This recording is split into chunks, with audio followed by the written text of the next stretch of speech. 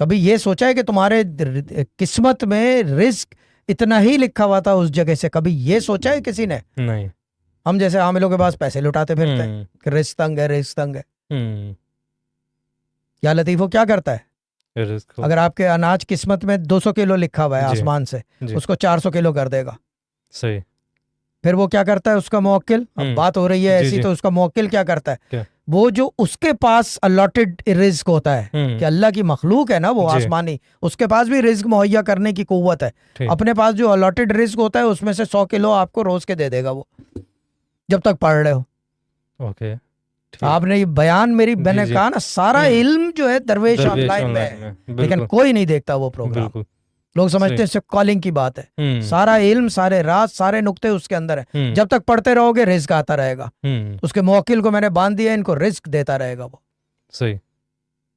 ٹھیک. اب کیسے باندھا؟ کہ وہ جب تک پڑھتے رہیں گے. ہاں، باندھا کس چیز سے میں نے؟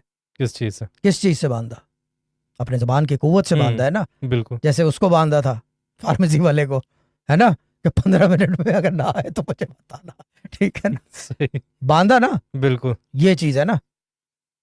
وہ تو انسان ہے، آسان ہے، بہت ایزی ہے، کیونکہ وہ اسی پلنک پہ ہے نا. جی. وہ تو دوسرے پلنک کی چیز ہے بھائی. یا لطیفوں کا موکل سوچنے والی بات ہے نا. بالکل.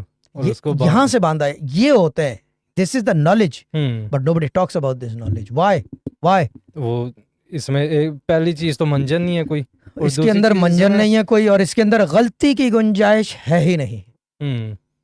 دس از اے زیرو ٹالرنس ایریا، صحیح، نو گو ایریا ہے یہاں پہ. اس کے اندر غلطی کی گنجائش نہیں ہے. ٹھیک.